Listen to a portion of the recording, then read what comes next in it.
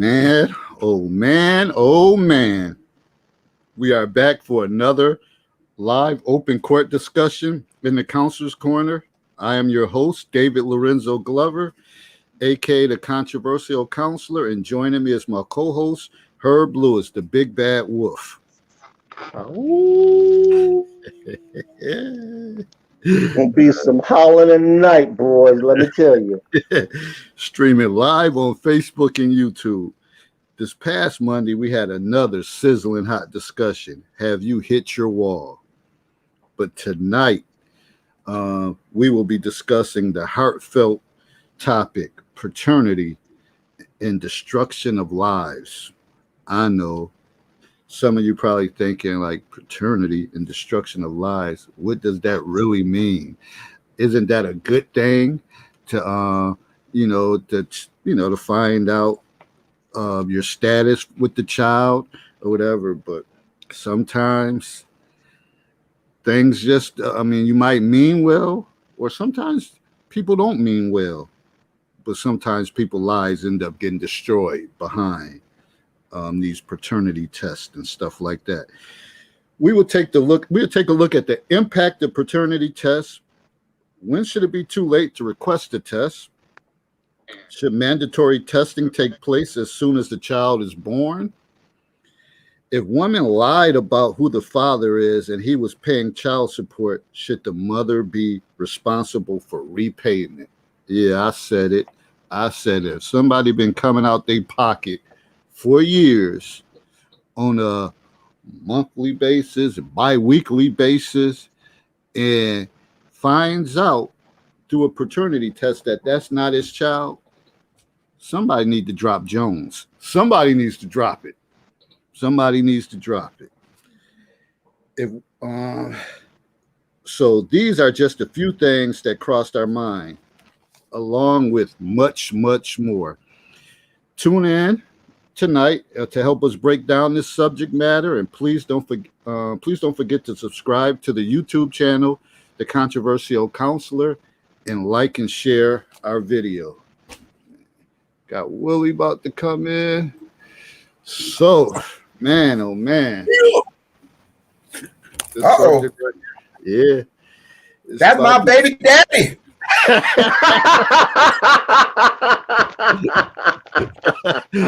Oh man, what's going on, Willie? What's up, fellas? Not much, man. How you? Man, I'm good. I've been waiting for this event and talk about the baby daddies. Herb, man. Another hot subject topic, man. And you said you all ready for this. You said you going in tonight. Uh-oh. So what's good with you? Who's that, Herb? Yeah, I don't know. Herb got the white brim. He got the Oh, I'm sorry. I assumed you were talking to Willie. Shoot, man. He got that white hat on. He a good guy tonight. He got the white hat on. Well, I thought about dirtying it up a bit and going with the black sinister look, but I think, you know what? I'm a dial it down just a half a notch and put on the cotton white. I like that. But as you know, after a long successful weekend, I want to acknowledge the boys out there. They did some fine work this weekend in Pittsburgh in the Steel City, bringing home that chip. So acknowledgement and congratulations to the Western New York Wolves, the CEO Chester Bradley. They're doing some fine work, and our 11U team, man, they struggled in the first two games, man. They got a little bit of jitters. We got to the arena a little late, so they didn't have time to properly prepare. But second day, they showed up and they did us proud. So we can get back in the gym Sunday. No, we gonna get back in the gym tomorrow. We gonna work on the game. So next tournament, Congratulations. they get that medal. They get that chip. As they like, as the young cats like to say, they get that chip. They don't say championship, they call it a chip. So they gonna get that chip. That's the next goal. We got that first win. They got their feet wet. They see what it's like now. So, nice. I think the exposure is good. So, yeah, I despite all the bumps and bruises and the entanglements we had trying to get there and getting everybody situated, everything turned out pretty well. So I'm thrilled with that. It's always a lot of work getting one of these together, when you start to do the fundraising. I'm sure Willie, how all that worked out, doing the fundraising and coordinating everything, making sure everybody's taken care of. It could be a little stressful and a little hairy at times, but like I said, I'm glad it all worked out. Congrats. Shout out to you and Chet, whatever. Yeah, so yeah, it's it's always nice to see something like this materialize, because when I was 19, 20, 21, 22, I was on the receiving end and all this, your bitty basketball and then 17U, but we never really got to travel like these kids are traveling. We went to Rochester one time. I remember, before Modi started playing high school, and we went to Rochester, and I'm just thinking, I don't play basketball that well, so I get on the court and I'm not quite comfortable, and I'm watching everybody else that season, and they just balling. So, I kind of understand what these kids went through, playing on that stage. And also the other thing that for me is good is they get exposure. Mm-hmm. They get to leave Niagara Falls. They get to see a city where buildings aren't boarded up. Right. They get to Pittsburgh. Pittsburgh. Oh, okay. Wow. Yes. Yeah. So, I've said it before, and I'm going to maintain that exposure is the number one thing that our kids need. Exposure to other cultures, exposures to other ways of doing things, exposures to just knowledge. Yeah. Other kids. I don't think there's any substitute for that. So I'm always thrilled that we're able to do that for them, especially the younger kids. There's a lot of people living in this city anyway that have never been to Niagara Falls, Ontario. Now, to give people who may not understand exactly what that means, as I sit in my living room, I'm a 15-minute walk from Niagara Falls, Ontario. We're talking different government, different currency, different culture. It's just another world. And like I said, a lot of people, for whatever reason, they don't take advantage of that. And I think that's sad, and I think that's tragic that you're missing out on such a diversity that going over there can give you, change your latitude. It gives you a different perspective where you can go and not have to necessarily, especially as a Black man, not have to deal with all the rigors that we do. Were you talking about? Were you talking about Ontario? Ontario's. Excuse my language, Mom. Mom, bitch, I know you watching it. Fuck out of here with that Canada shit. That's my favorite hell with Canada. Man, please. You know what? Last year, where was the NBA All-Star game held at? I don't know. Toronto. My city.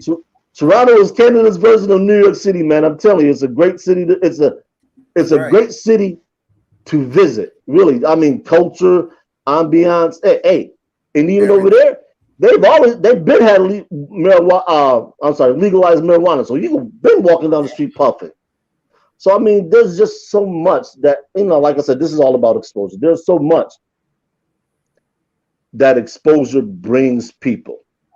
So I'm always going to be a proponent of getting these kids out of town and getting them somewhere that they've never been.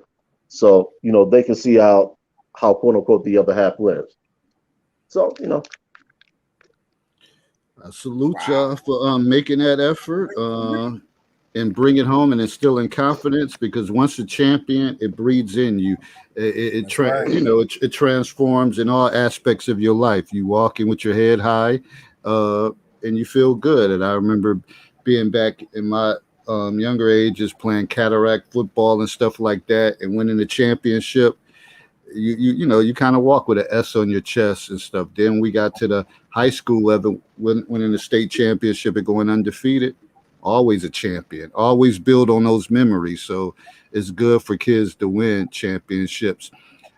Yes. Although some people feel like, oh, it's not about winning, it's about everybody participating, having fun, but no, Bull. kids don't want to lose, Bull. whatever. Everybody And gets to Mhm. play. yeah, yeah, and that's the Whatever. thing they try to gear it towards. But man, we got bigger issues on this show. That's right. Besides that point, we trying That's to right. We find gotta out, find like out who the Willie daddy said, is. We gotta find where out the who the baby daddy is. daddies at. Who's the So, daddy? Herb, man, talk to You us ain't my about this daddy. subject matter. You ain't my daddy. All right.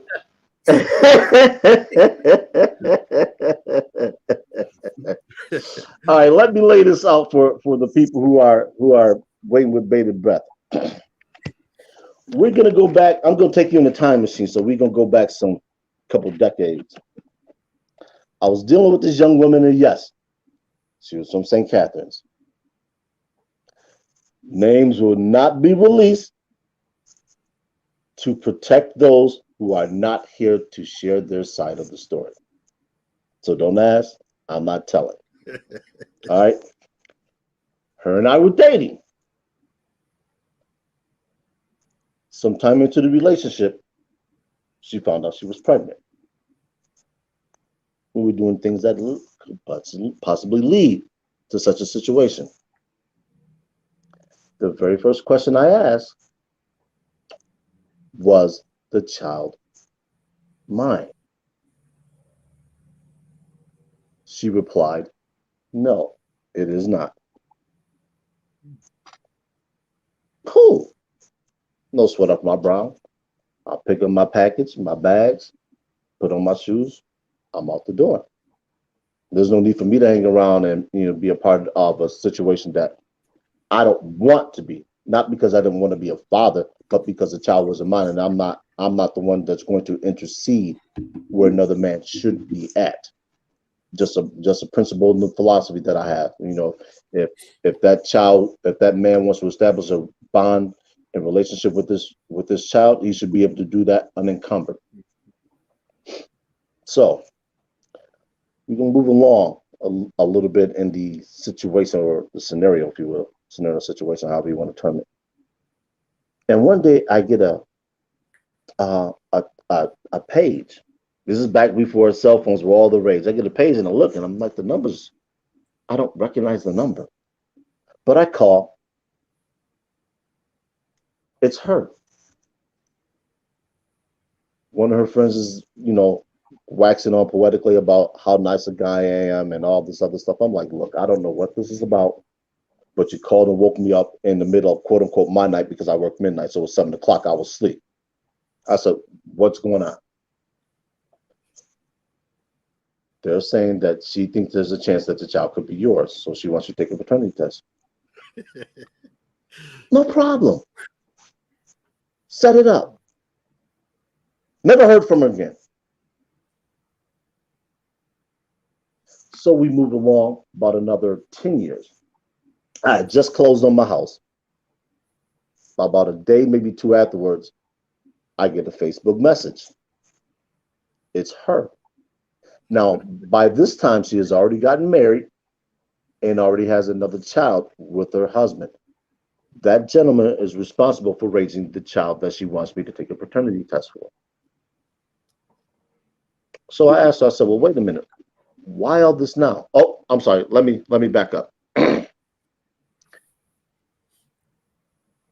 We actually had a blood typing test done according to her doctor that the father would have a certain type of antigen present for him to be the father of the child. That didn't check out.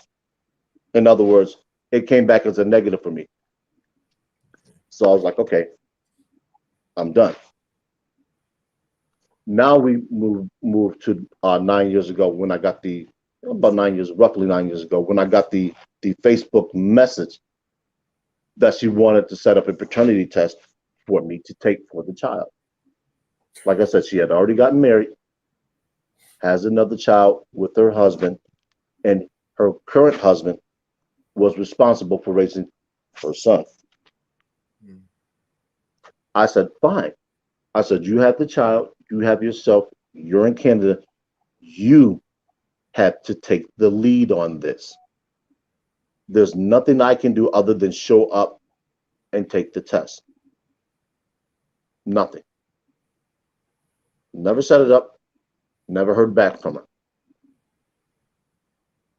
Now, last week, keep in mind now, we've covered now about 20 something years.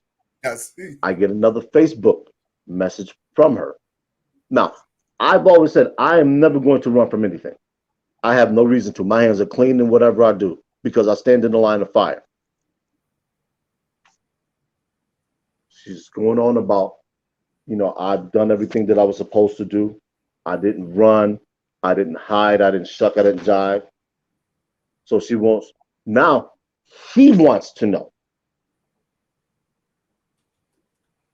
who his biological father is. Oh. First thing I asked him, I said, well, why didn't you go have the other guy tested? She doesn't know where he is. I said, I empathize for your son. I sympathize for him. I said, but I'm done. I did everything that I was supposed to do as a man to help resolve this issue before we got to this chasm. I don't know what you told your son. I don't know what you haven't told your son. I know I'm done with it. I don't want to have nothing to do with it, regardless of what the situation is. So he inboxes me Are you my saying dad? he doesn't know how to saying he doesn't know how to address this, but he hears that I'm a straightforward guy. So what harm is it going to be in taking the test? It was never about harm. Right. It was about your mother dragging her feet when she had multiple opportunities to get this resolved.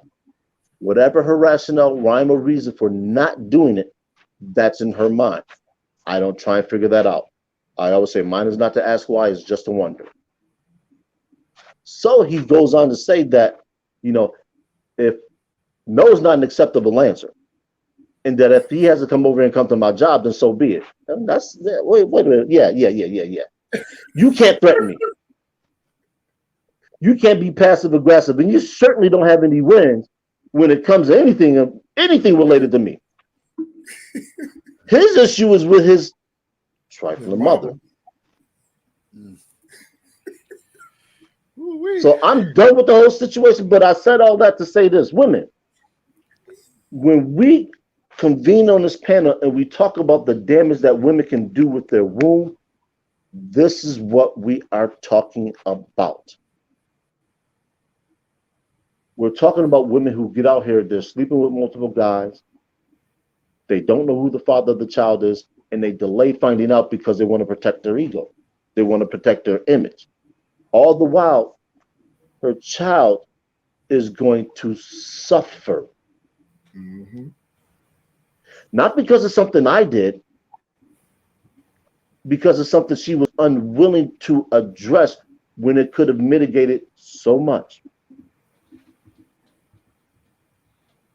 So when we talk about the need for paternity testing, DNA testing at the moment of birth, is to avoid situations like this. And you're correct, Dr. Ambar, there's a lot of drama that I'm not going to be a part of. I don't mind doing drama in terms of acting, but I'm not inviting that into my life.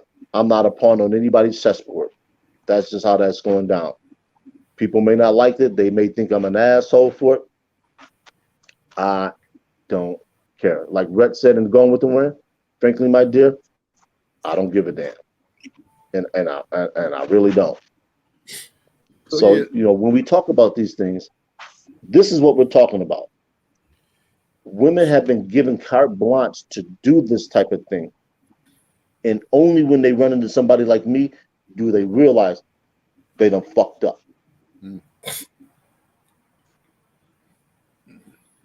So he threatened to come to your job? Yeah, in a roundabout manner, yeah. What was he I going to don't come know to your what he job? thinks he's going to get. Yeah, I was going to say, what's he going to do when he comes to your job? Get his feelings hurt. But more than that hurt. So Well, no, I wouldn't put the hands on him. But the thing about it is this: it's clear that his mother didn't explain her role in the situation. It's clear, crystal clear. Wow. Because if she had, he would be addressing her and not Exactly. me. I'm not the Exactly. source of your angst. She is. So That's crazy. hold on. With that, Herb, I know some women, they probably haven't came on and said anything yet, but they're probably thinking like, okay, if you don't have any children, and it's a chance that you find out that you have a child. I know all the goo goo gagas and all that stuff is going with a 21-year-old grown ass man, but it sounds like it sounds like the sail has shipped and you have no desire to even fulfill that role. What role? Was the role, What role yeah. am I I was going? gonna say, yeah. What role am I 21 going years to old. fulfill? Well, y'all gonna go out for drinks and kick it. Well, we're gonna talk about That's the all birds and the bees. You know what his first words were when he took his first What? steps? Why his last name doesn't match mine? What are we gonna discuss? He want to be put on your will. There's He want absolutely your nothing house. there. He I want want your that pension. house. Give me that pension money. Yeah. Wow. Okay. Yeah, Well, there's nothing there to discuss as far as I'm concerned. so this leads me to this question for you and Willie. So, what is your position on mandatory paternity tests at birth, and what are the benefits and disadvantages of it? I'll go first on that one. I believe it should be done, to be honest with you. And the reason why I think it should be done, that will clear up a lot of issues where you find situations where men have thought the child was there, taken care of it for a number of years, and then 10, 15 years later, find out the child isn't theirs.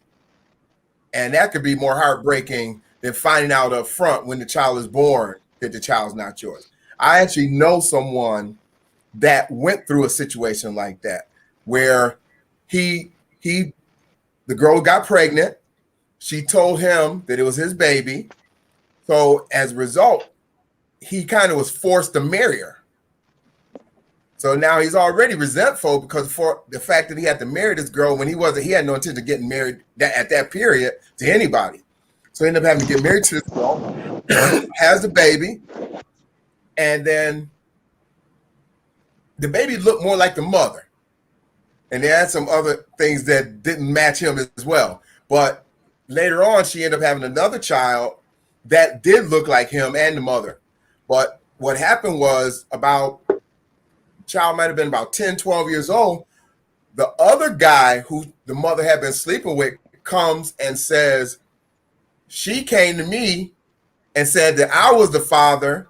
And when I told her, get away from me, leave me, I wasn't doing it. She went to you and told you that you was the father.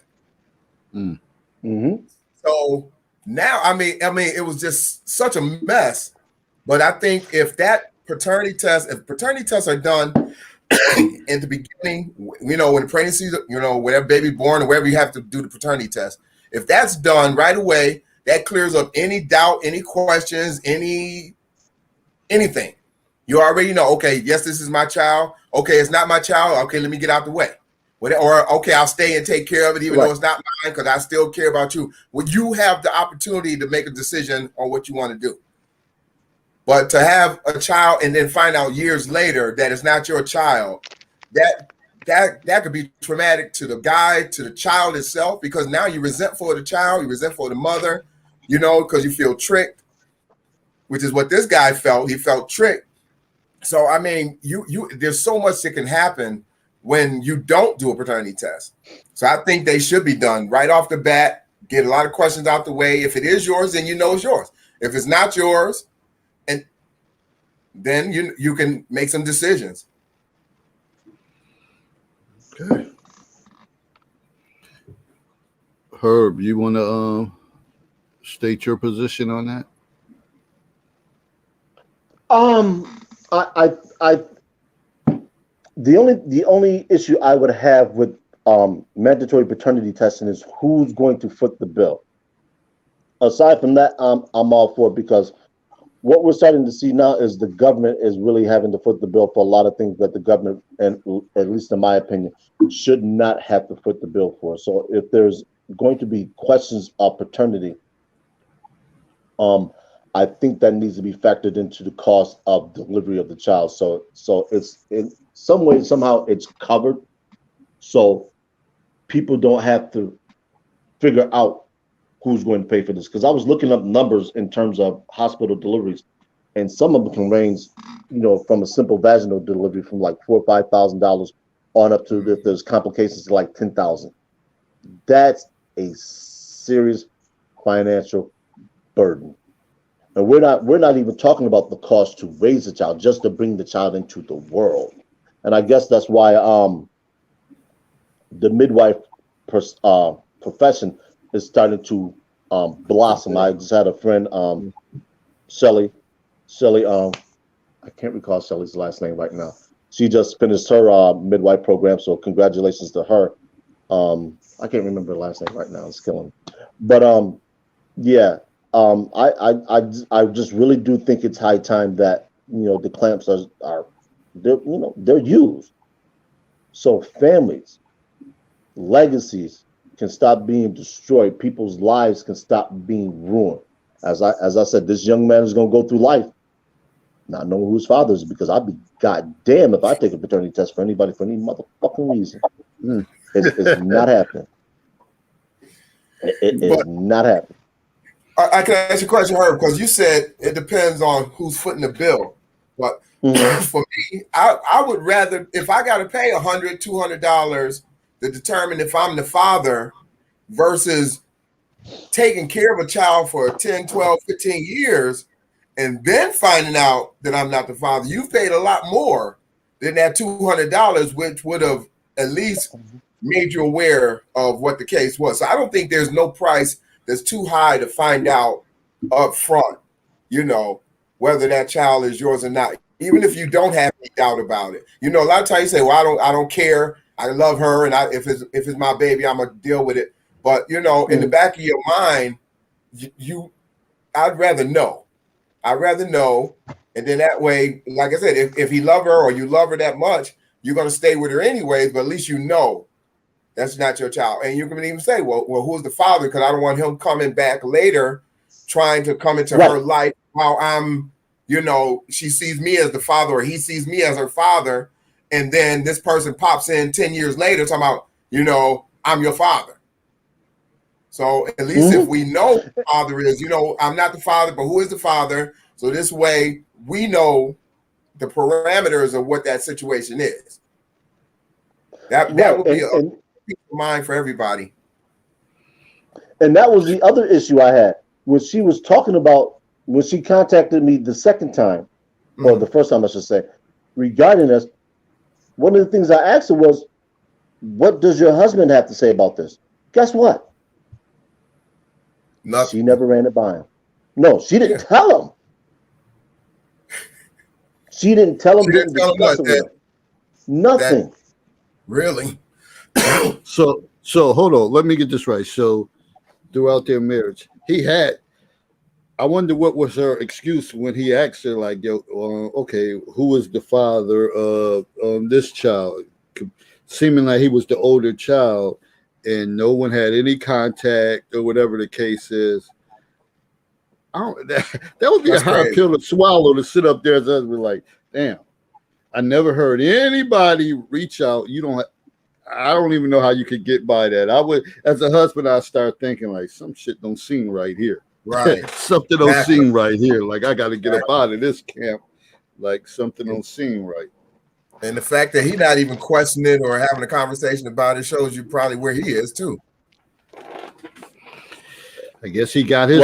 I guess he got his seed, and he like, hey, that's all I'm gonna worry about. I'll take care of mine and whatever. The really, I don't even know a word to properly use to describe this.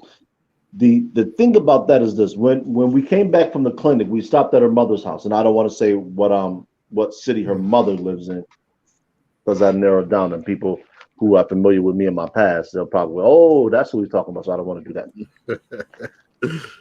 Her mother had revealed some information that I was unaware of. Would have changed a whole lot of things. I wouldn't have been with her. Wow. Her mother said, haven't you been through this before? She said to her daughter,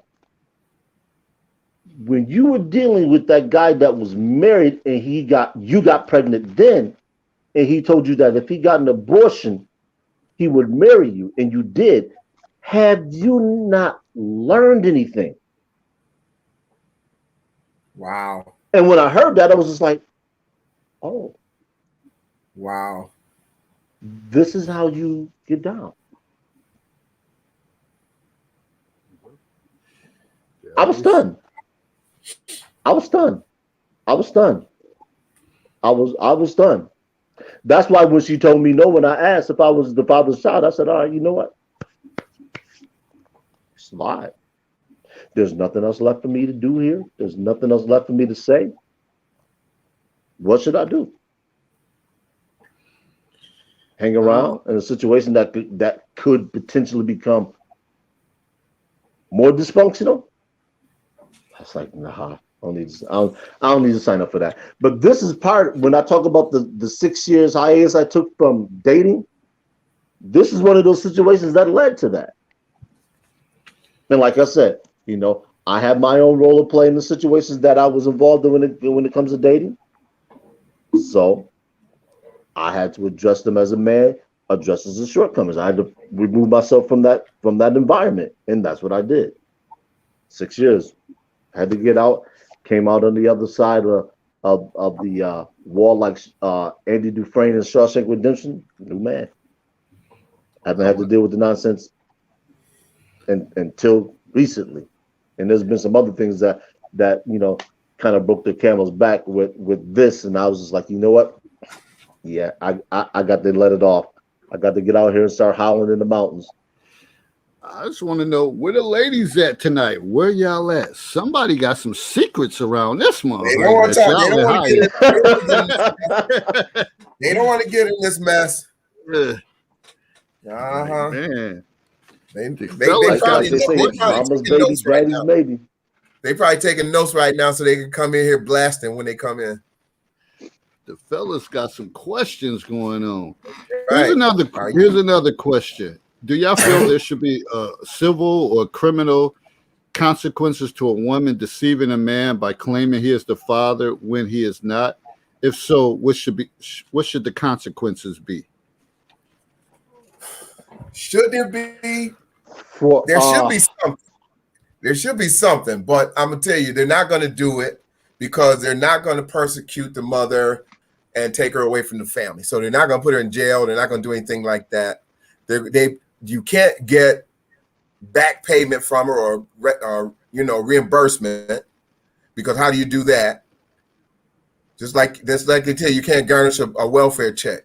It's the same thing with trying to reimburse for that. They can get it from the father. Of course, they garnish his wages and things like that. But for the mother, they're not going to do that. They're not going to do that. It's a totally different situation. Courts are very sympathetic to women. That's why a woman can walk in and say, Herb is my baby daddy, and they'll automatically start garnishing your wages before you even take the test, because it's right. Geared towards protection of the women.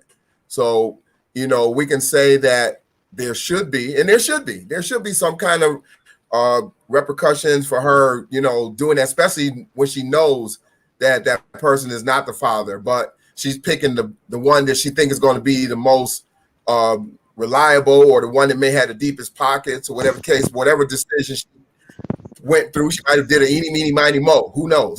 But whatever the case is, she knew it wasn't. She knew she didn't know who the father was.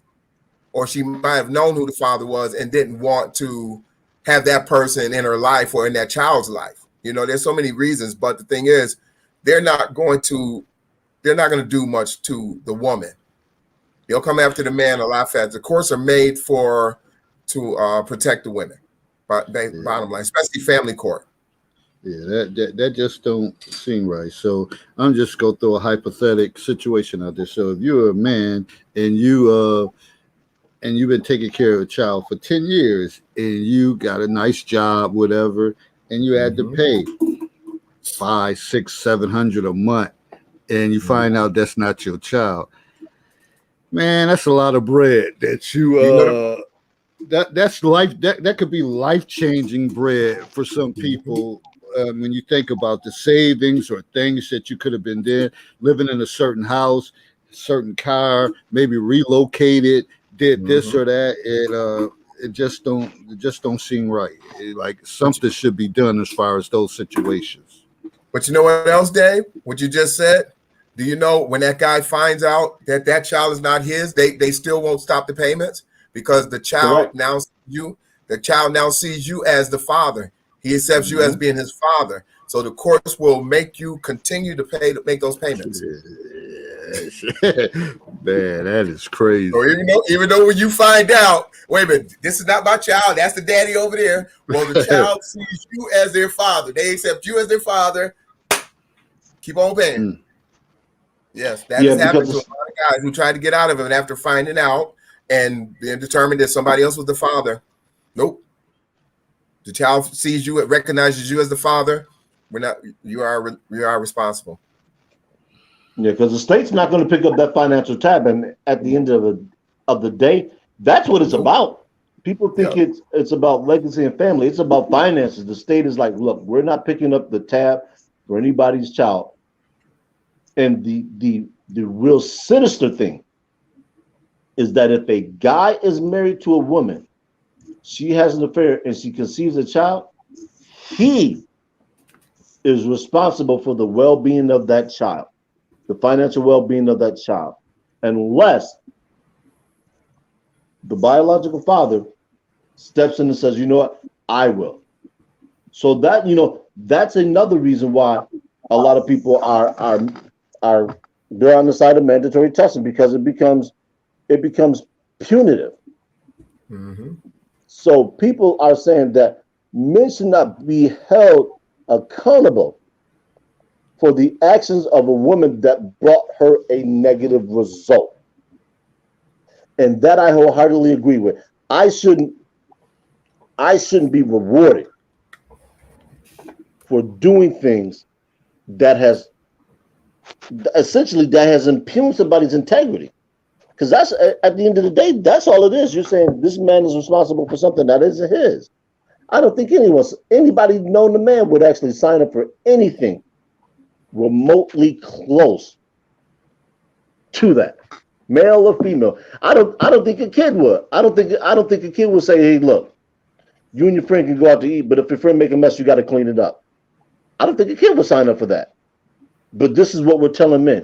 We're telling men that you're the responsible gender, even though the science says that women mature quicker. And I've asked this question before. If women mature quicker than men, then why is it that society holds men more accountable than they do women? Somebody got to make that make sense. Because men are the Because I'm protectors. always confused when I hear that. Men are considered the protectors. So as a result of that, women are seen as the weaker sex, as they say, the weaker sex. So in society's eyes, we are the protectors. So we're held to a higher standard. That's why they'll come after us and not after the Man, woman in those situations. They're always considered the weaker sex. Only when it benefits them, they're the weaker sex. And the other time, I don't need no man. I don't want no man. Whatever the case may be. But then when it benefits them, I'm the weaker sex. I need help. When I change my tire, pump yeah, my gas, pay that child support, whatever the case may be, it's gonna be there. So they play the role good enough. They know the role, right, ladies? Yeah, this whole child support conundrum is a mess, and I think a lot of times, hell, it impacts the overall relationship with the child and everything. Because if you're a dad and you getting railroaded, I don't know how much. I don't know how effective you're gonna be with your child. Like if you get, say, for example, if you got to pay for the birth of the child, and they hitting you and they already garnish your wages, so now you pretty much left with nothing. Like after getting your check, pay your car note, pay wherever you live, rent or whatever, and you have nothing. Now Yeah. you got to try to spend time with this kid, especially if you're, if you're not in the household. Well, if you're in the household, that would be a different story. So you're not living in the household. You don't have shit. You're mad. You're mad. You mad as hell every day. Yep. Every time you Every see day that pay you mad. stub. Yeah, every day you mad. Like I go to work, I see this, ain't nothing gonna change. But sometimes women will say, well, get 2 or 3 different jobs. You only can do so much. You only can do so much, whatever. So you're supposed to be spread it this thin and then try to spend time. But every time your child asks you for something, you say, I ain't got it. Daddy ain't got it. That's disheartening as a Yeah, father to say that daddy ain't got it every time. exactly. Then as they get older, they start looking at you like, well, damn, because now we live in a society where it's, you know, kind of show and tell. This is what I Materialistic. got. Yeah. Yep. At a Materialistic. young age, at an elementary age, this is what I got. These the sneakers I got. This the Yep. bike that I got. This the cell phone I got. And you're that father that can't compete, and your child Exactly. is looking down on you, like, and then they start getting older. That's when you start getting them slamming the door, walking in their room after they ask you something, and they start mumbling. That broke motherfucker ain't never got that. He always broke. And you have the mother. You don't know what the mother's also saying about the father. So then you got that backlash. You know, you got your daddy ain't no good. Your daddy ain't this. Your daddy, call your daddy. No, don't call him because he ain't got no money. So you don't know what salt she's throwing in the game as well. And I think that's a bad situation. That's actually worse than taking the guy to child support when you turn that child against the father for any reason.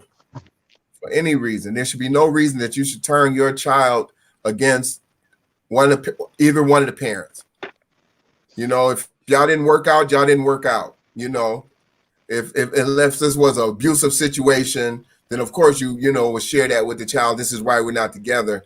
But other than that, making the person look bad, that sticks with that child.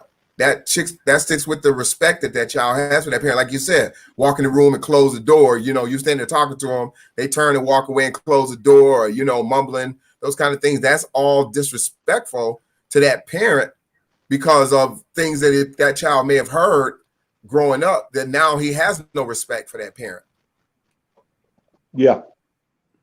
And I, and like I said prior, I don't know what she's told him, or more importantly, what she hasn't told him. But to me, it's pretty evident that she didn't lay out the entire situation Of course not. according to how it actually occurred. Because, like I said, I've never ran, I've never ducked. I mean, if I was really about avoiding it, I could have just blocked her on Facebook and been done with it. Never responded to any messages in any way, shape, or form. I didn't do that because I wanted to not give her the card that she can play that says, well, he's non-communicative, he's blocked me, I don't have a phone number, I can't help you. Because see, that lets her off the hook. Yeah. And some people might ask, well, aren't you letting yourself off the hook by not taking the test? No. Not at 21 years old. Right. No. So y'all saying at a certain age that it's a done deal, like it's a done deal, like no matter what. What's the? I don't see. I don't understand the Okay, at 21, you call me and say, I want you to take a test to determine if you're my father. Okay, and if I am, what? If I am, what? If I'm not, then what? Right. What's the purpose of, after 21 years, that you want me to take this test? What is, it's not like if we're going to get to know each other, we get to know each other and not even be your father. If you want to get to know me because I'm the only person that is possibly your father, then let's get to know each other. Because if I find out that I'm not your father, that's going to change you from wanting to get to know me.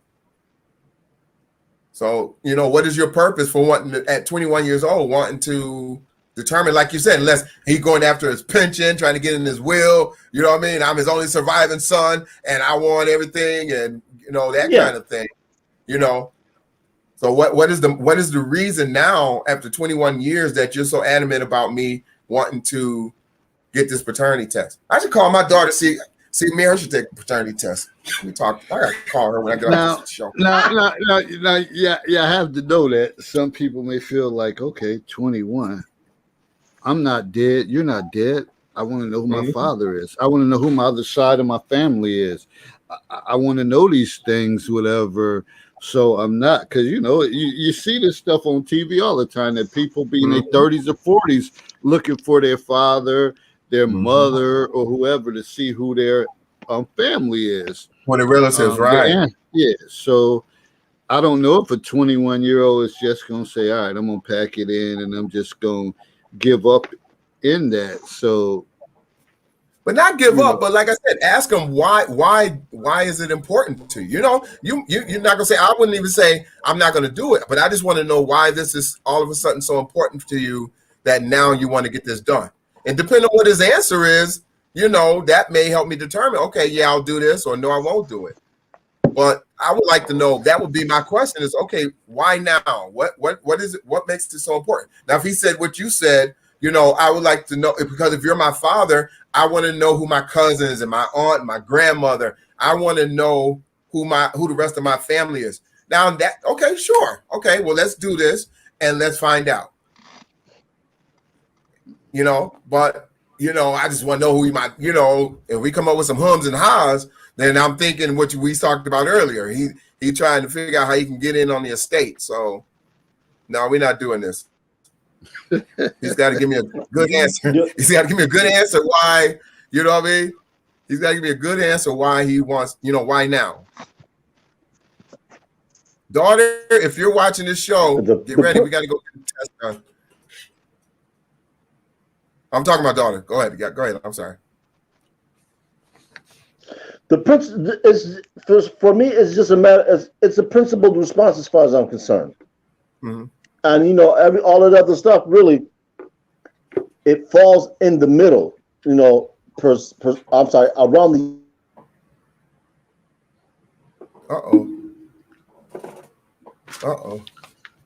He got so excited he kicked himself off the show. Maybe his son disconnected his cable or something. Yeah, cancel culture. His son came and disconnected his cable. You ain't gonna talk to me, Dad. No, I don't know. I don't know what it is. I get about a half an hour into the show and it just starts acting all kinds of funny. But like I was saying, it's a principle response for me. I'm not going to reward anyone who has behaved in an irresponsible manner, which is what she has done.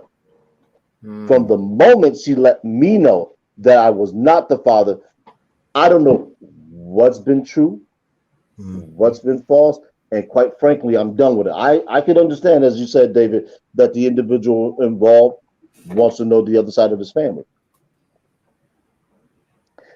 Ask your mother about that. Because clearly it wasn't a concern when he was younger. She said that he didn't want to know then. He ain't know no better. So wait a minute. Yeah, exactly. So you're allowing a kid to make adult decisions. And I'm supposed to be okay with this now that he's an adult. He wants to make an adult decision. That was your job from day one. The moment that you found out you were pregnant, you were supposed to get on the ball and find out who the father of this child was, unless you planned on raising them yourself. I don't know. I didn't ask because, like I said, when she told me I wasn't the father, I was gone. Mm-hmm. I'm not going to hang around in a place where I'm not needed. That's senseless. I don't do senseless stuff. Sorry. I'm not, like I said, it may rub some people the wrong way, and if that's the case, be rubbed the wrong way. But I'm standing 10, 11 toes down on this.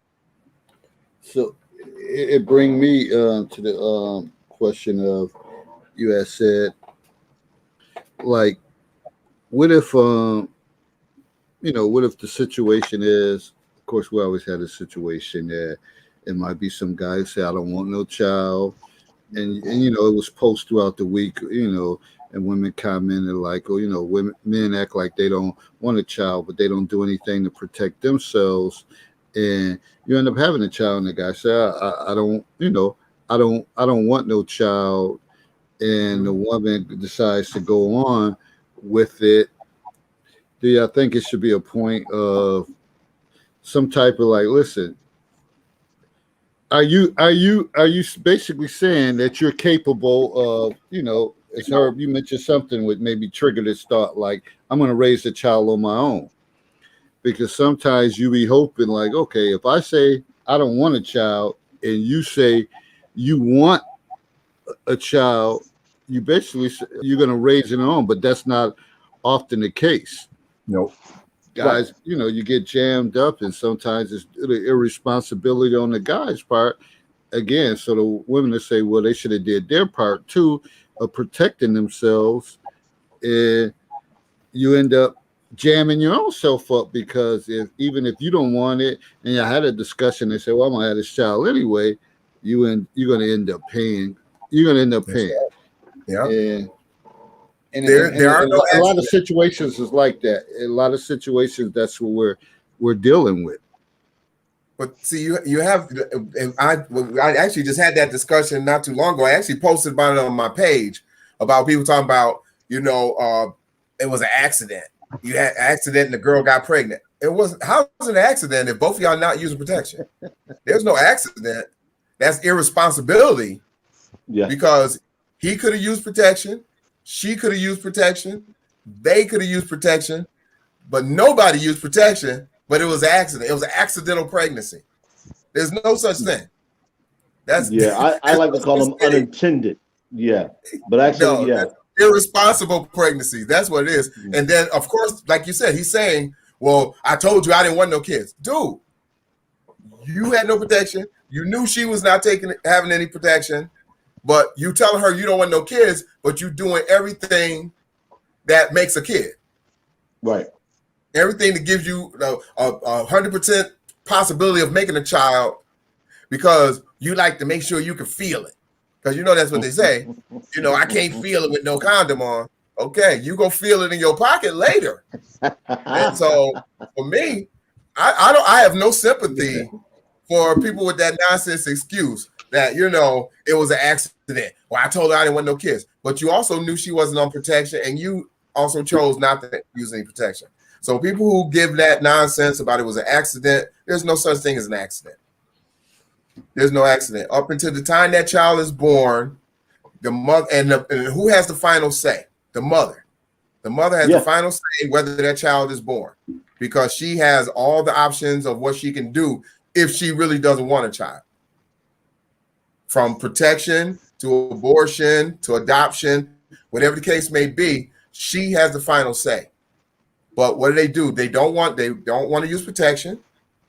They don't want to use abortion, and they definitely not going to have it given away because how the black families are so against giving your child away. They want you to keep the child, but then they're not trying to help you raise the child in most options also. So you still stuck being, and then you have these vicious cycles where you have a mother who, the grandmother had her young, and then she has a child when she's young, and now the child has a child when she's young. So you have that same circle. They basically all live in the same area, close community. They all basically the same kind of lifestyle on public assistance or a low-paying job. So, and it's just a cycle, and you see that. Sometimes you go into projects, and you got whole families living in the projects. You know, all right, you got pregnant, now you need to go get your own apartment. You and your baby can go get an apartment. You, him and his baby, you go live with your girlfriend. She got a baby and she living in the next building. She can go, you go move down there. So everybody living in the projects. But it's still that same cycle where basically you have people, they can only do things that they see. And what they see is that type of situation. So that's why in my program, when I do my program, I always talk to my young people, what you were saying earlier, Herb, surrounding yourself with better, which means sometimes you have to get out of your environment, out of your community and see better in order to know what better is. You can't say you need to do better, but you live in the projects and never leave out the projects. Because what better is what you see. And that's, so you never know what real better is. You know what I mean? So that's why, like I said, I do a lot of things with my young people where we do activities outside the community and take them places and do things with them so they can see that there's more to, you know, than what's just in their general environment, general community. Letting them see that there's more to the world. I always encourage my kids when they graduate from high school, go away to college. Go away and see another city or go, you know what I mean? Go, even if you don't go to another city, go live on campus. Then you get to meet the people, live among other people from different other areas, different countries, different cities, different states, and widen your horizons. That's what I did when I graduated. Well, I moved out when I was 16. So, but when I moved out when I was 16, I actually moved on UB's campus when I did graduate high school. And I lived in the international dorm. So I was among Africans, Indians, Asians. I was among every kind of culture you can imagine. Ethiopians, and it broadened my horizons to see how people responded and acted, you know, differently in America and how they thought of America. So for me, you know, that was something that I always encourage young people to do, is go out and meet other people and travel. Like Herb said, go to Toronto. Yeah. Oh, anyways.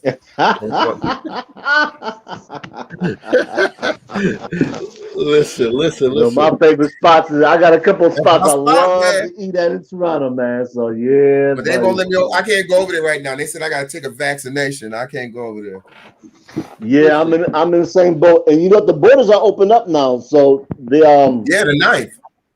Is it today? Today. Yeah. The 9th. There have been lines. To shut down in a month or so. It is, because they said it's getting bad already over there. They said it's getting worse in Canada.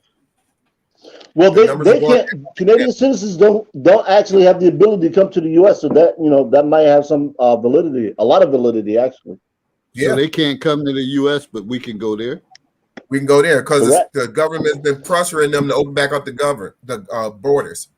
That's the only reason why all this is going on. The government, U.S. government's been pressuring them to open back up the borders. But the thing is, their numbers are up in Toronto and Canada and everywhere else. And a lot of stuff is still shut down. They can't get people to come to work because, again, their governments take care of their people better than the U.S. government take care of ours, because they getting like $1,300 a month to sit at home. So they're not trying to get up and go nowhere. Now, one of the things I wanted to go back with what you were saying, Willie, about, you know, you said about people getting up, getting out, doing different things, but sometimes it's hard for certain people because even though you're on that path of trying to do something different, when stuff is thrown at you at like, oh, you think you better than us. You hear that often a lot. Oh, you think you better than us. That like, okay, because you have that innate ability to say, I know I don't want to live like this. I want to do something different. But then you start to disassociate with family and friends and all this stuff. And it's being thrown out there that you think you better than us. And some people get pulled back in to say, okay, I gotta hold tight. Yeah, I gotta fall back. I gotta hold tight with my family and friends because they're throwing out stuff saying I think I'm better than. I don't want to essentially say, shit, I am better than y'all because I'm not about to deal with this crap and I'm about to get out and do something different. So that's always another dilemma too. I went through that in my family, and that's why I said to you earlier. I said, I moved out when I was 16. I moved out of my mom's house because of situations in my mom's house that I couldn't take and deal with and wasn't going to deal with. So I moved out when I was 16. So as I got older, like I said, I graduated and went to college. Nobody expected me to go. They said I was going to be dead or in jail by the time I was 18. But I went to college, got a degree, graduated, working a job, started buying real estate, started doing all these things. And that's what I heard. Oh, you think you're better than everybody. I got a call from my mother, tell me, how come you never helped me pay my bills? I moved out when I was 16.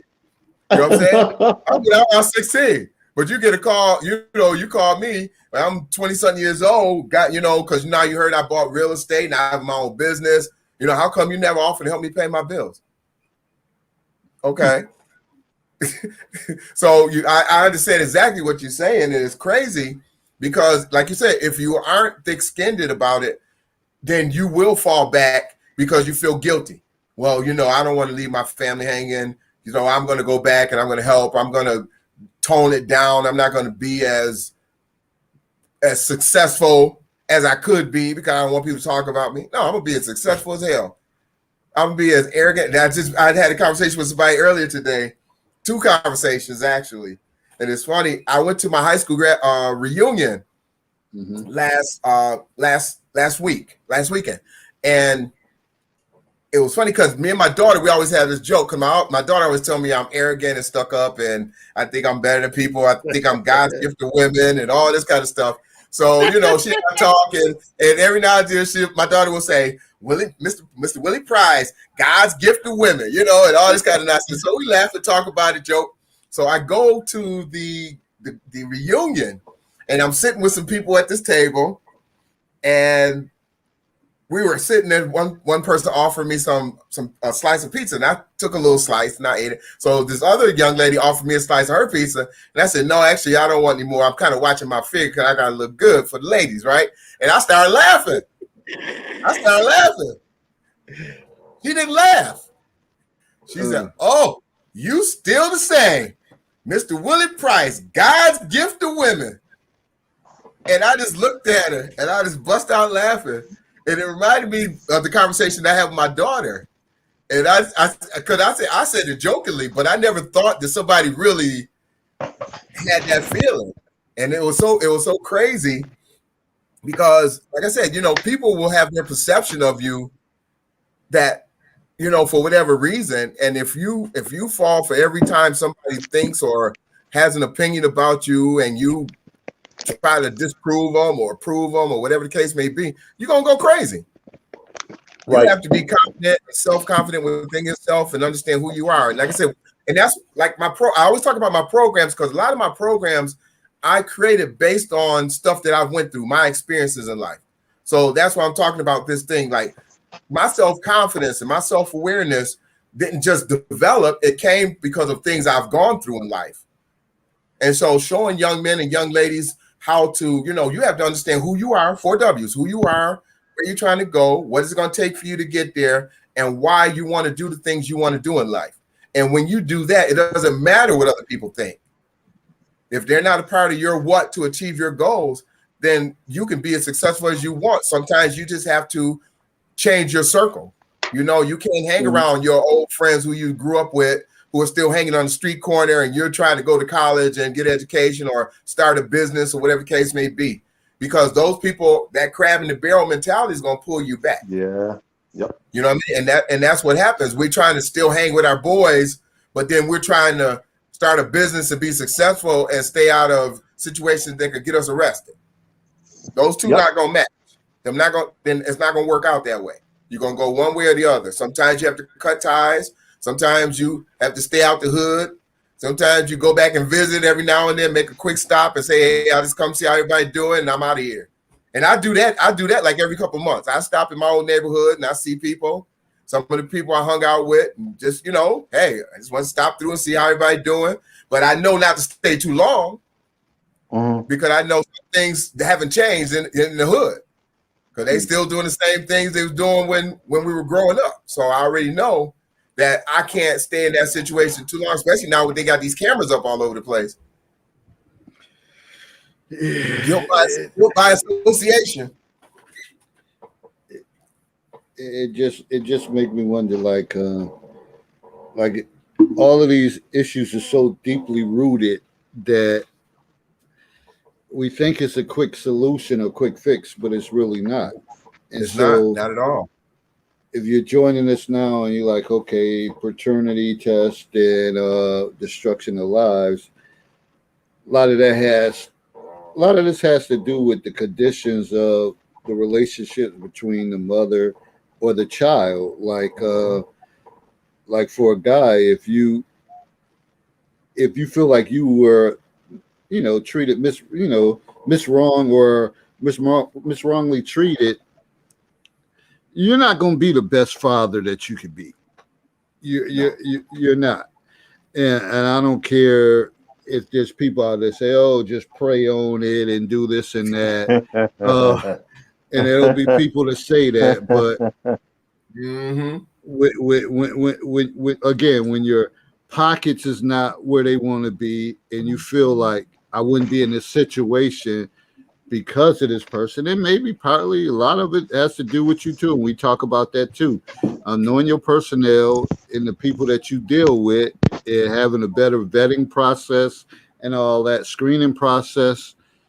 But we know that sometimes that's not always the case. There's certain circumstances that lead you to start dealing with certain people. So, and people are like, okay, why do y'all keep beating these subjects into the ground? Because this shit is happening. There's Exactly. people And it's going not through going this away. right now. Yeah, and it's not going away, and it's probably not going to go away no time soon. So we talk about it.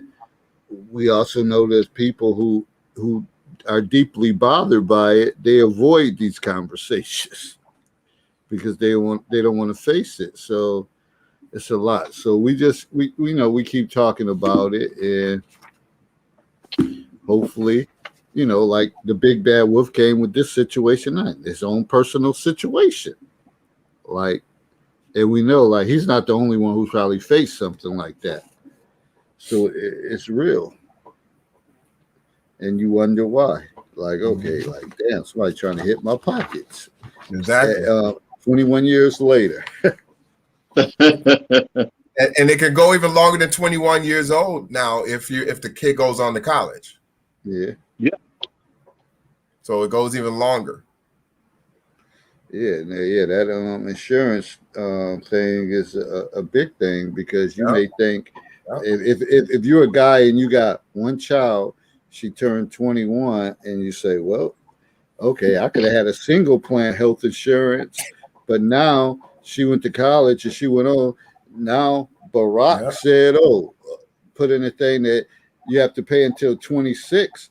Yeah. That insurance thing is a great monthly cost.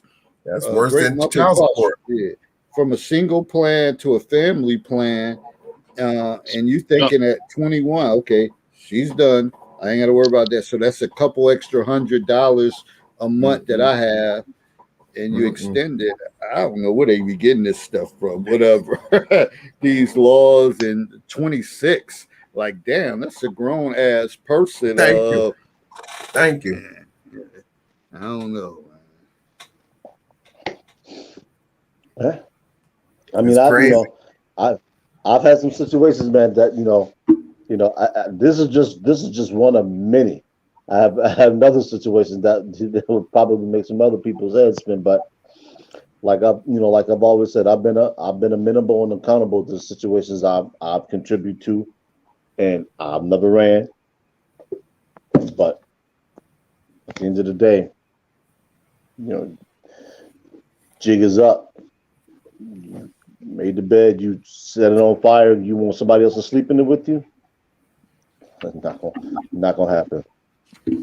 $21. You explained to that young man what you did to put him in that situation because ultimately that's where the responsibility, and if people want to say blame, that's where it is. That's where it lies. Now, one of the last questions I had was: should a man who is not the biological father knowingly be allowed to sign a birth certificate? Why or why not?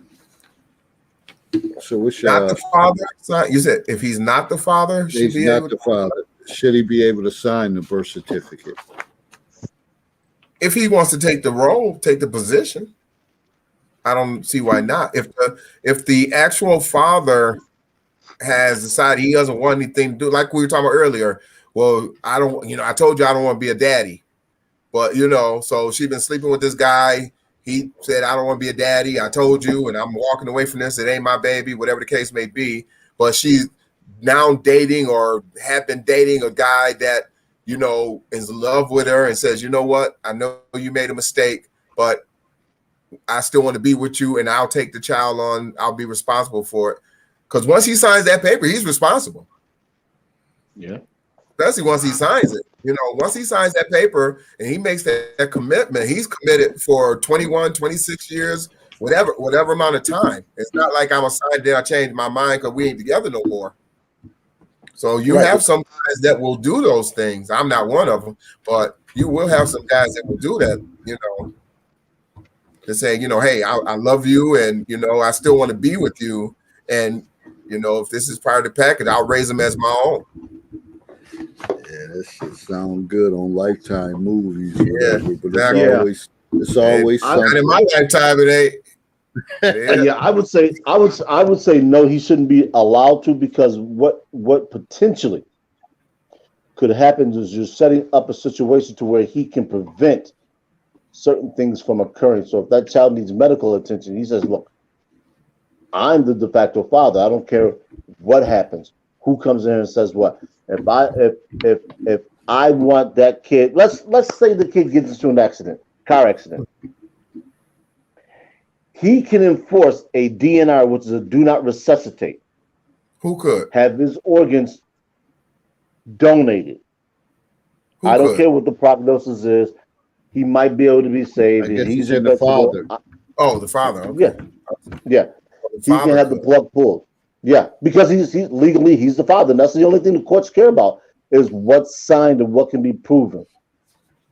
So if he signs that document, he has all the rights guaranteed to a father. And like I said, given a situation to where he has the right to enforce a DNR or anything else, he can say, "Hey, look." And let's add to this. Let's say the mother passes. Now sole custody falls to him, not the paternal grandmother, not the maternal grandmother, but to him, because he's the next closest quote unquote blood relative. So I would have to say no. He should I not be don't allowed agree to with sign. that. I don't agree. But it's not a matter of agreement though. It's just a matter of what the courts are going to look at.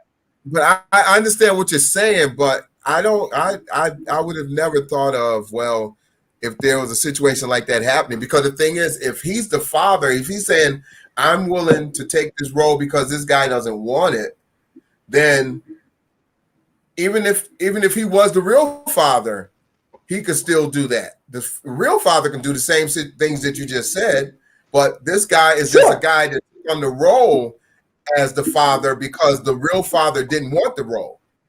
So for whatever amount of years he's raised that child and been in that situation, and the child is in an accident, and because he sees the child is suffering and says, I don't want my son or my daughter to suffer any longer. So if it worse comes to worse, I'm going to do this DNR so they won't have to suffer anymore. I don't see why that would be wrong to be able to do that in that situation. So I mean, but that just I think it should be okay. That's just my opinion. I see what I hear what you're saying, but I just don't get that that should be a deterrent to why they shouldn't be allowed to do it if they're willing to take that responsibility for that child to raise and rear and create some stability in that child's life and give a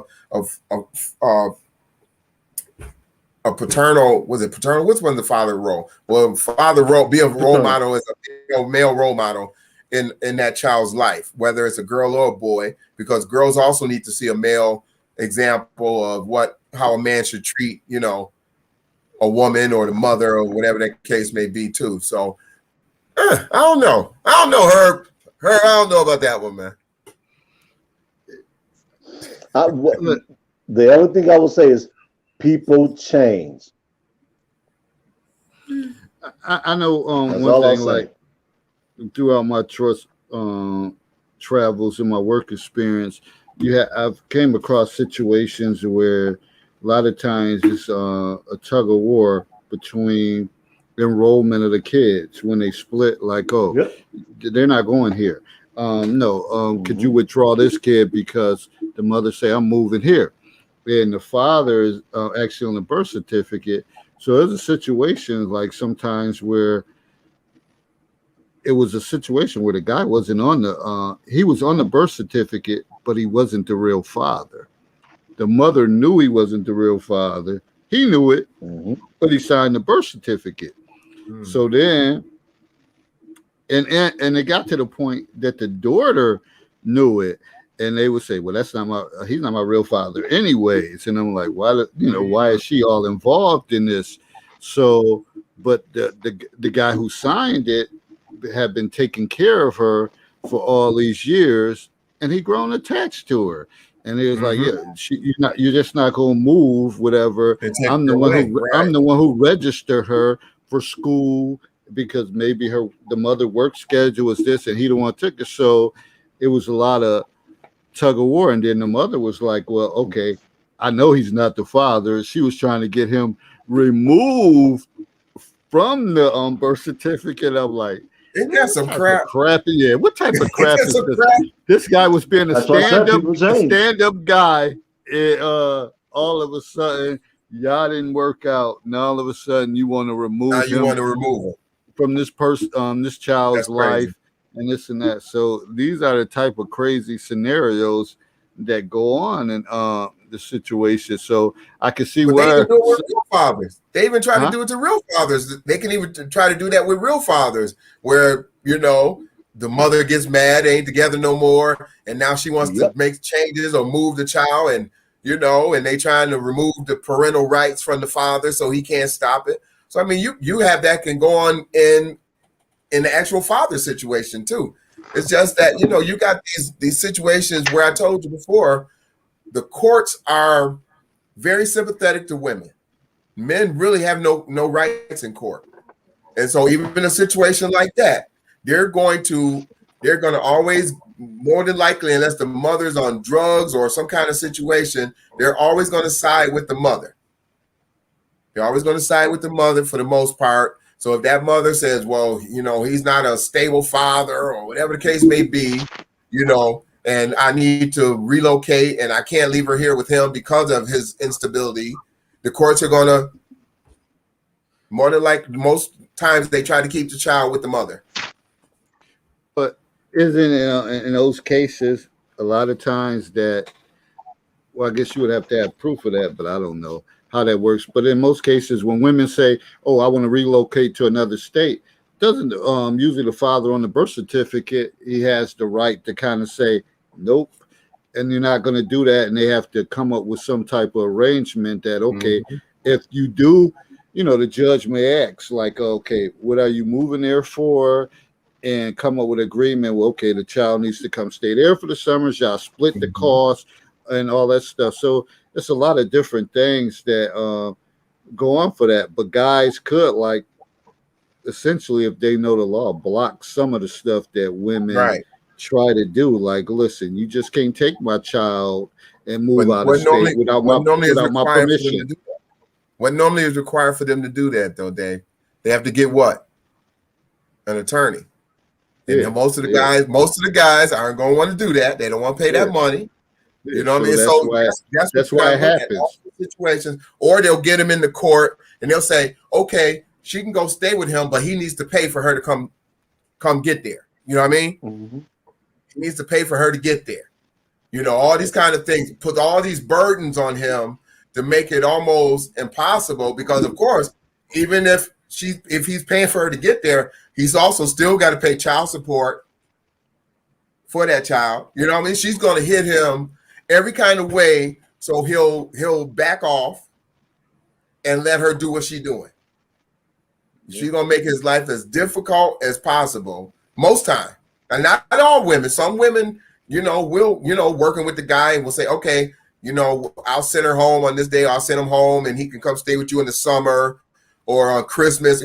Some women are like that. But you have a lot of women who just out of spite, out of evilness, out of, living with the devil too long, that they decide they want to do those things and make your life miserable, torture you.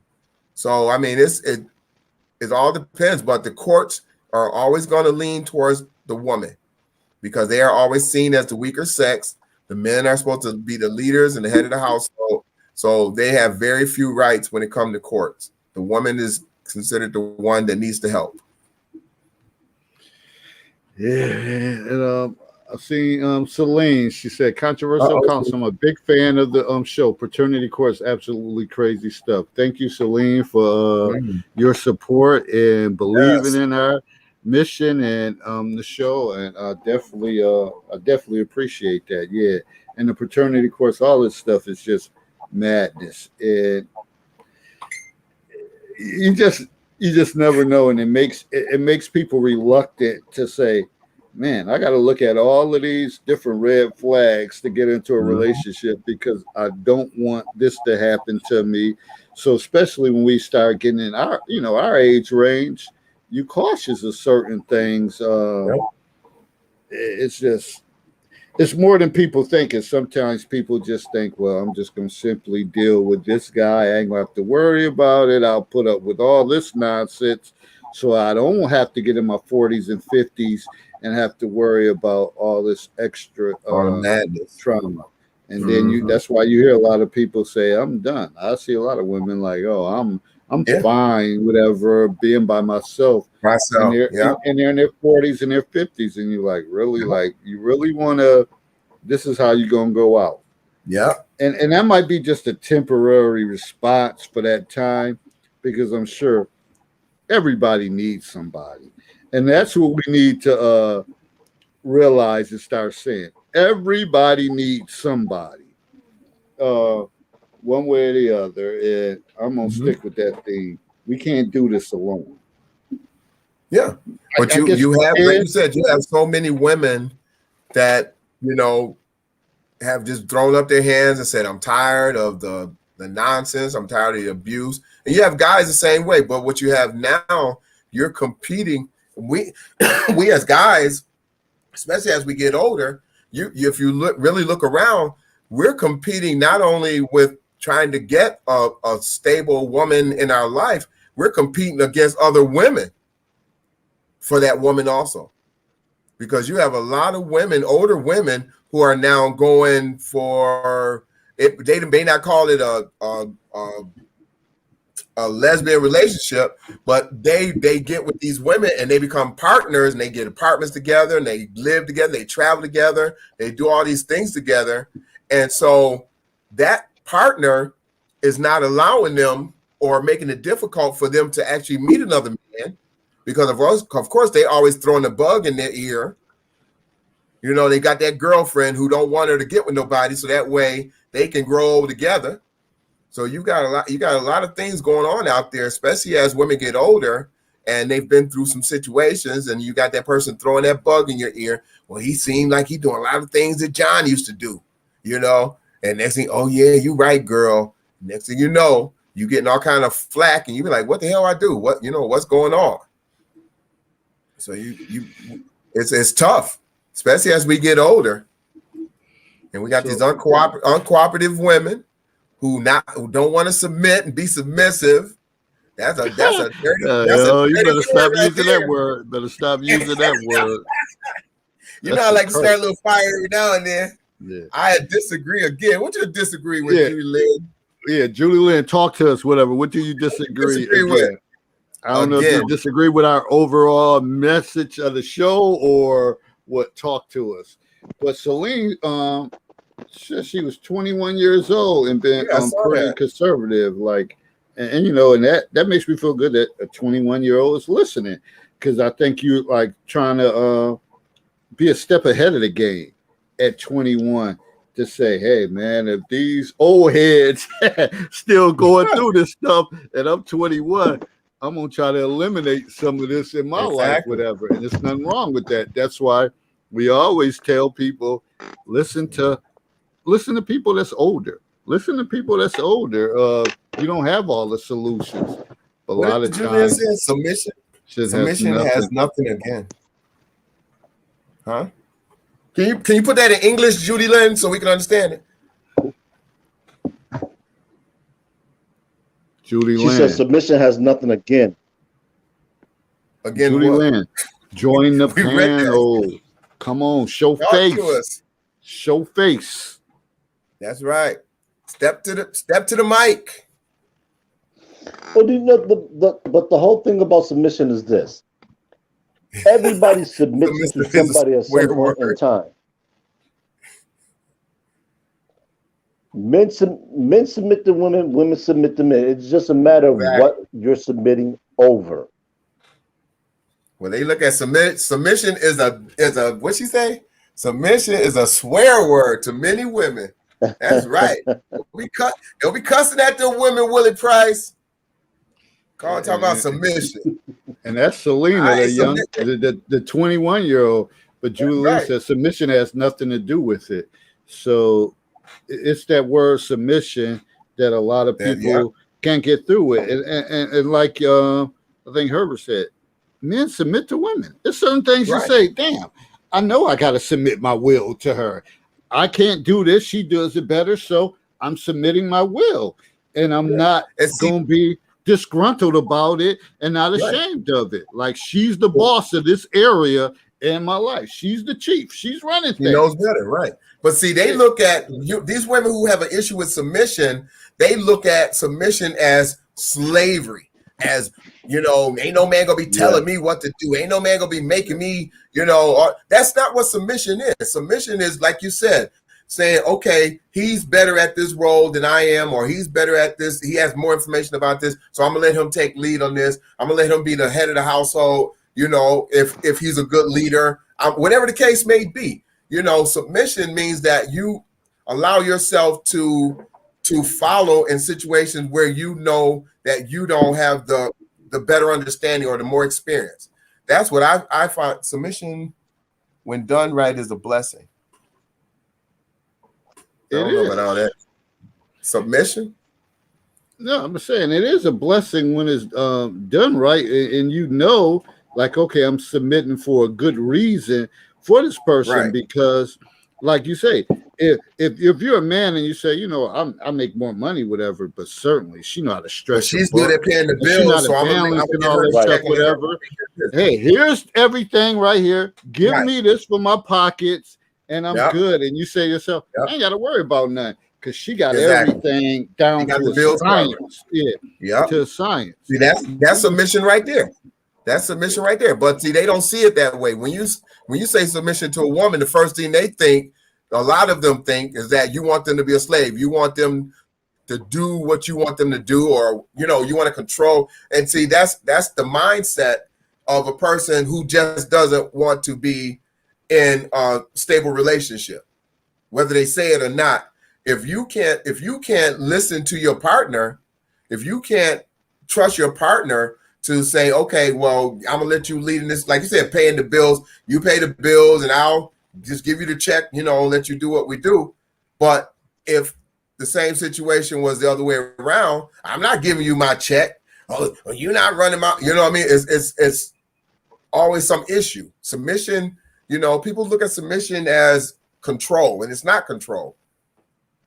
That word is something. Oh yeah, that's a dirty word. That's it. You're cursing at people when you say submission. And I never got it because I just think sometimes that, to me, it's like it means acceptance. Like I'm accepting that this person, I'm gonna submit my will to this person because I know that that's their strength. And I intertwine it with interdependence, whatever. Like, okay, I'm submitting that she's greater in this area, and as a woman, I'm submitting that he's greater in this area. And I think, like you said, Willie, that some people have that mindset that when you say submission, like the guy is almost saying, excuse my language, folks, like shut the fuck up. You can't speak for yourself. I Right. And that's run not what everything, submission is. whatever. Yeah. And I That has nothing control to do with everything. You submission. have no voice in this relationship. That has nothing to do with submission. That's dictatorship, whatever that Dictatorship. is. Right. That has nothing Like to do with yeah, submission. yeah. That has nothing to do with submission. You know, and that's why I said people take it and run with it, and because they don't want to really be they don't want to be in a stable relationship. They want to do what they want to do. They want to control things that they want to control, you know, and they're not gonna let no man tell them what to do or make any suggestions because I can make up my own mind. I can do what I want to do. You have women like that, and that's why they're still alone and by themselves and walk around angry and all the other things that, you know, tends to happen when you don't want to be cooperative in a relationship. So you already know, Willie, you're gonna be called to task. Remember last week you dropped that post with your picture. I forgot what was it about, and it blew up. See, I don't think y'all can see everything that in the counselor's corner, but I was like, damn, okay, Willie's stuff is on fire. It reached out to like 1,300 people, whatever. I forgot what it was that you had said. Yeah. Who knows? Yeah. The one that you told me to share you your page, I forgot what it said. You already know you got to drop something about submission because they just I'll put something out there. It's a teachable moment. We need to get over and please stop referring to the Bible. You got these people who, as soon as you say something, they want to refer to the Bible. Only when it's beneficial. You know, it's only beneficial when it's something they're trying to make a point about. They'll find one scripture or one corner of a word, and all of a sudden the Bible said, don't, unless you live a holier than thou life and living a biblical life or whatever you want to call it, don't jump on the Bible verses when it's convenient. Yeah, I equate the Bible in this day and age with people that go to church, sort of like the Golden Corral or whatever, like a buffet. You pick and choose what you want to go to. So when I'm thinking of okay, I want a little bit of this, I want a little bit of that. I don't want this today, whatever. Shut the hell up with that. Shut the hell up with that unless you got a consistent message and you stay firm to that. Other than that, don't come to me with that on a regular basis because that's what you get. It's like a cover up. Like, okay, let me throw this out there, whatever, because a lot of people don't disrespect the Bible or quote whatever.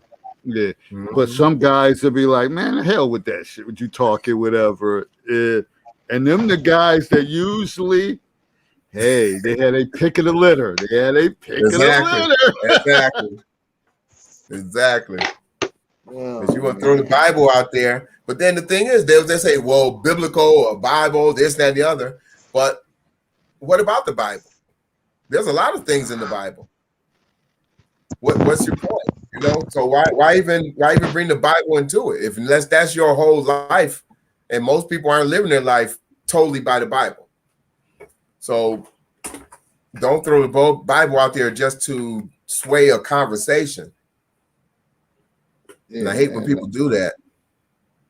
Yeah, First Peter 3 talks about Sarah obeying her husband Abraham and being in subjection to him. God didn't create women to be a boss, female dog. Huh? What? Okay, Celine.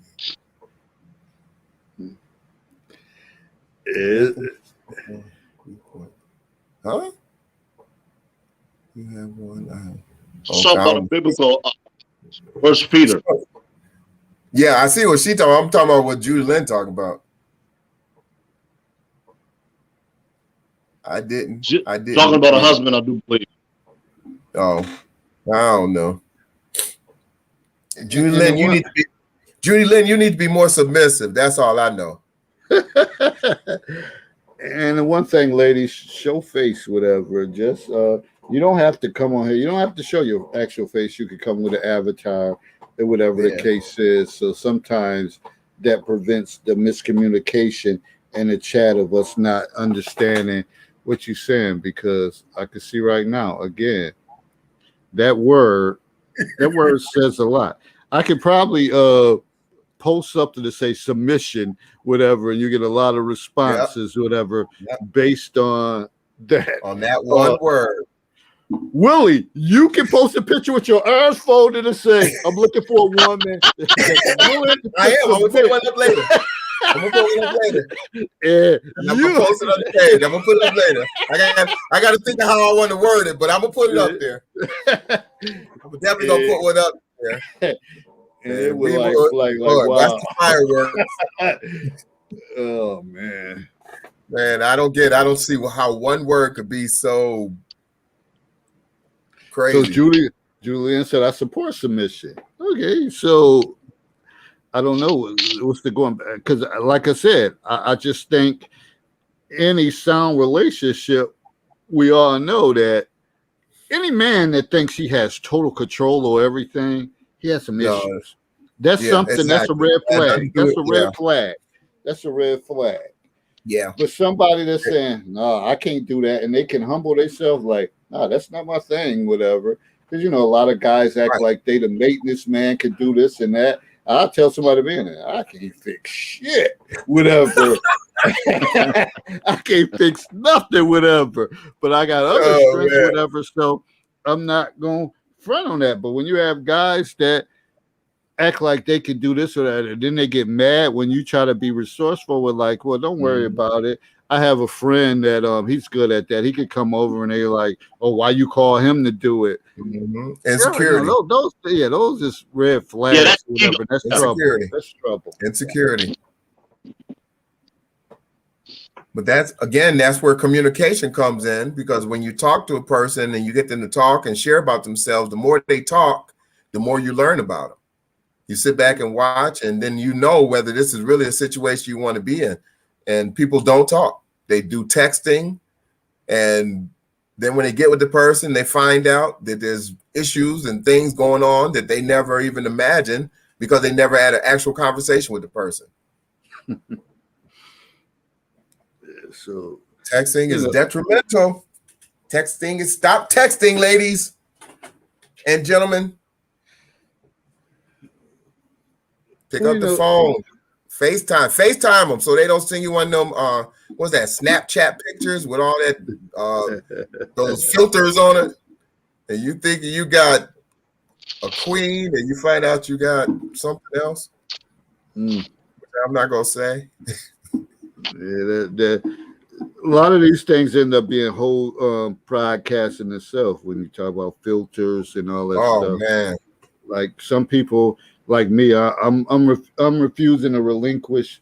I'm still with Samsung, Android, whatever, and everybody like, "Oh, you got to go to iPhone, FaceTiming."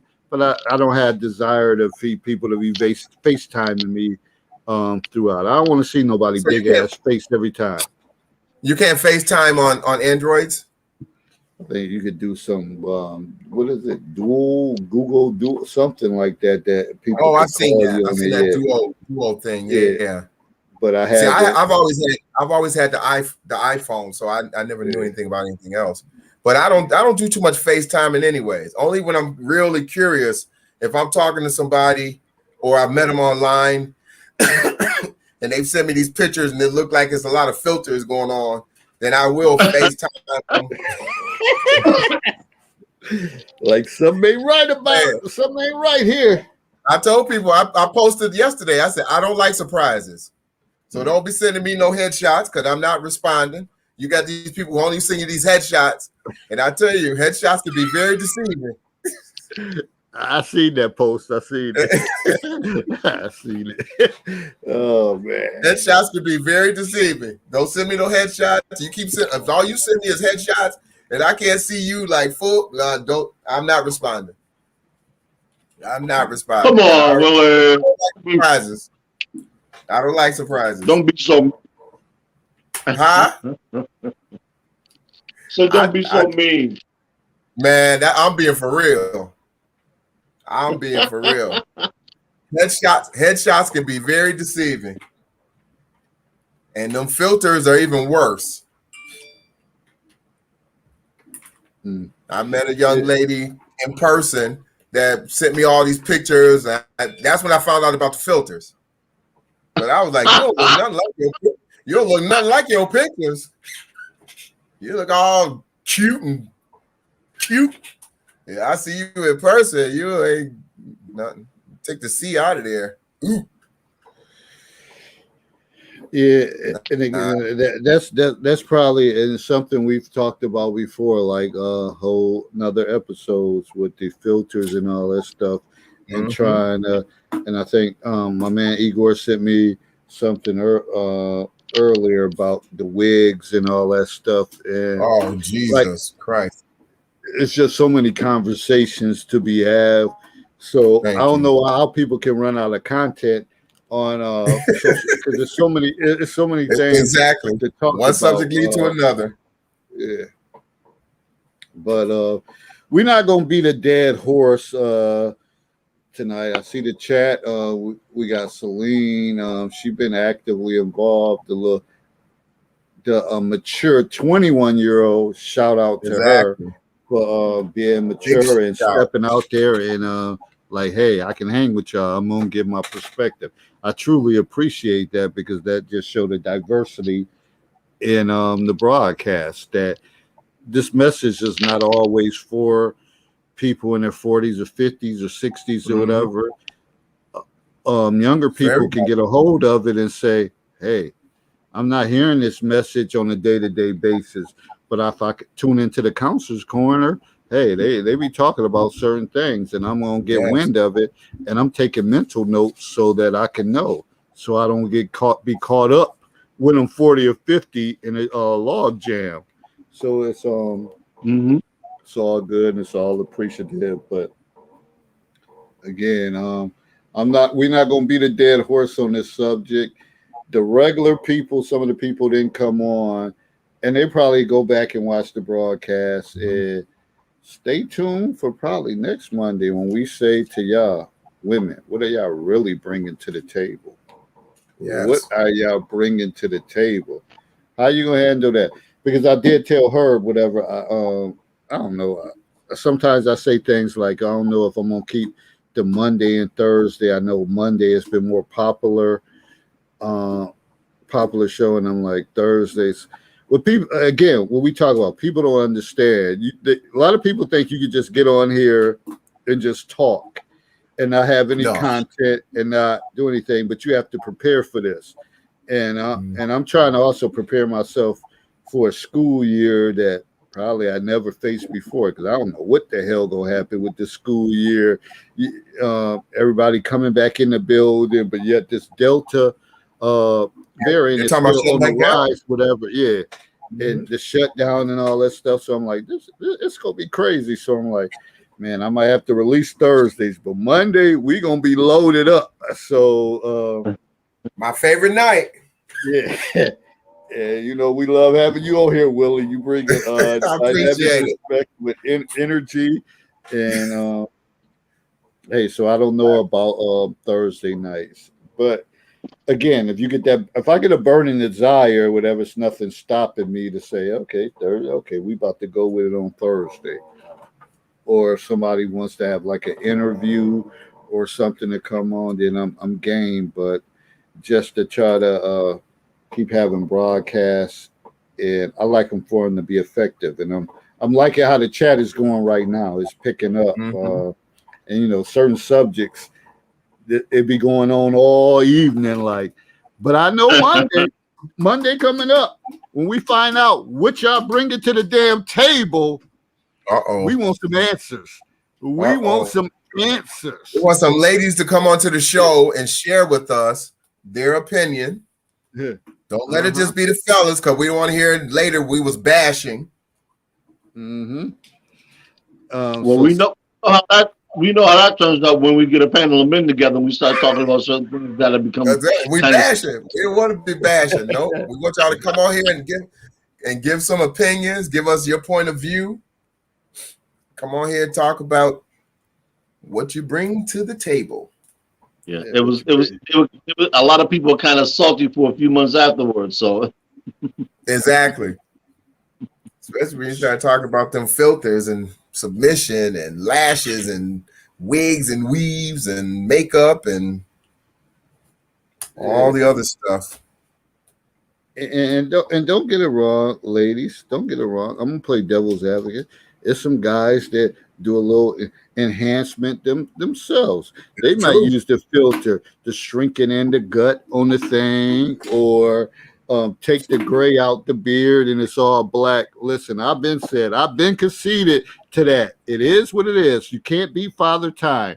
So yeah, David got all his gray. He old as hell. Yep, You I see it? am. You see what I Yep, do with my I am. gray, right? You see what I Yeah. do with my gray?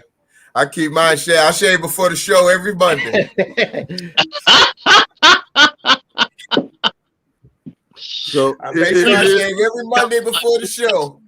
hidden when I cut it short, so it's hard to see. But they're Oh there. man, I They're keep trying your to put joint. a certain effort to to make their presence known. I keep fighting them back. They, At, they at one be time, I fighting too. was, get out of here. But you It, know, hey, it's a lot of things that men do, and I see certain things, and then when I go to the my barber, he tells me certain things that, oh, you can do this, you can get a permit, this and that, and I'm like, really? Mhm. Like, nah, man, I ain't about to do all that. So it's not just women, it's No, guys that do yeah. things too to try to have it. So I don't want y'all to think like we just picking on y'all. We And a may lot talk of about times, that one night yeah, on the show. yeah. Oh, yeah, we can We may have to talk because about that. Let the women come on and we all share, and that would be a good, very interesting show. because a lot of times they think, oh, like you said, we women bashing and all that stuff, and I always say anybody can get it. Anybody can get it over here. Anybody always can get it. That's the way it's always been since I've been doing it. Started off at Blog Talk doing this stuff. Anybody can get it. So I think we run a liberal program. Anybody can get it. It ain't Right, just yeah, women. exactly. yep. So with that said, we're gonna give some closing comments, and I had a long weekend, and then I realized, it was told I was summoned from my district that 12-month employees we can't take any more days off after the 10th, at least vacation days. So Wow. I guess I'm back in the building from here on out until After the everybody 10th come of back. this month or next month? No, this month, like we can't Oh use like wow. vacation That's time. tomorrow. So yeah, so Ooh, I took my last couple of days, had a long weekend, so I'm back. Time to make the donuts for here up until school time. I mean, I'm sure if I wanted to take a day here and there, I just can't take vacation days. If I wanted to take a personal day, and I got Right. time up the ass, so it really don't bother What me. grade do you teach? Do you teach or you're a No, counselor? I'm a counselor in the middle school, grade I'm gonna six send you to some. eight. I'm sending you some of my stuff, my information for my program. Hey man, it's in the program. Who knows? Whatever. If we Yeah, push it right, you could be a vendor in Baltimore County and come that's what I'm down. saying. Whatever. Yeah, I reached we out can to try them to once make it happen. before, so we'll talk about it. I reached out to them before the pandemic, but we'll talk about it. Oh, We'll for talk sure, later. for sure, for Yeah, sure. definitely. That would be a So good we thing. closing out. Yeah, we're gonna close it out. Willie, Herb, give Sure. your final words, whatever, and then we're gonna close I'll, it out tonight. well, I think tonight was a good show. Always a good show. I look forward to Mondays. So I just want to again say, for as far as paternity, it takes two. There's no accidents. So stop using that excuse. If you don't want a child, protect yourself, whether that person is protecting themselves or not. Protect yourself. Be true to yourself. Trust and believe that you can do anything that you set your mind to, but wrap it up and stay safe. Appreciate that, Herb. people, do not put yourself in a situation to where the Grim Reaper gets to make the final decision, and you have to live with some results that you are uncomfortable with. Mm. Given the opportunity to strike while the iron is hot, you better lay the hammer to that iron. And with that, as I like to say, growth and understanding occurs in the gray area. Godspeed. See you next time. All right. For me, as far as this whole subject matter, kind of piggybacking on what Willie and Herb said, yeah, you just gotta be careful. You gotta be accountable, have accountability. If you jammed yourself up, you gotta face the music. Uh, Nothing you can do, run away from it. And the same thing with women. Like you gotta face the music. Yeah. And the ultimate decision is what's the best interest of the child. So that's something you have to weigh on heavily. We all make mistakes. We all struggle. That's a part of evolution in life. Like we all make mistakes. No one has the blueprint. And again, I don't want to downplay church and all that stuff, but just because you attend there don't mean you're making all the right decisions and all that stuff. We all struggle with certain things, whatever. But the bottom line is being true to who you are and being true and basically being true to what you're capable of doing, and that's a part of the communication. And hey, at the end of the day, you have to see what happens as far as that. But when there's children involved, think about the best interest of the child. And I'm gonna close it out, and I want to give a shout out to the people who joined in the chat discussion, and keep it going, and realize that this is ongoing. These conversations. Make sure that you come back. Please like and share this video. Please subscribe to the YouTube channel, the Controversial Counselor, and let's keep building. Let's keep having these conversations, because some of the people say, "Oh, I'm a grown ass woman. I'm a grown ass man. I don't need this feedback." Think about there's other people that may need it.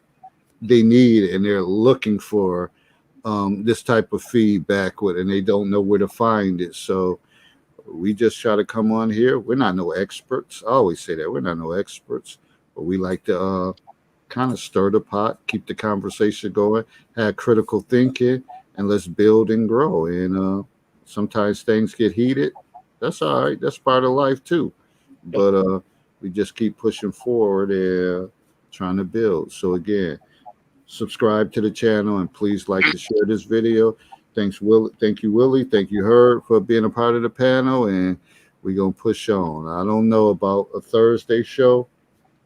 I don't know. I'm still up in the air because I like coming on, but I like the fire on Mondays, whatever. Thursday, a lot of times people fall back and they're like, "Oh, I'm gonna be on there Monday for sure." So we'll figure it out. But everybody, stay safe. Again, stay safe. Night.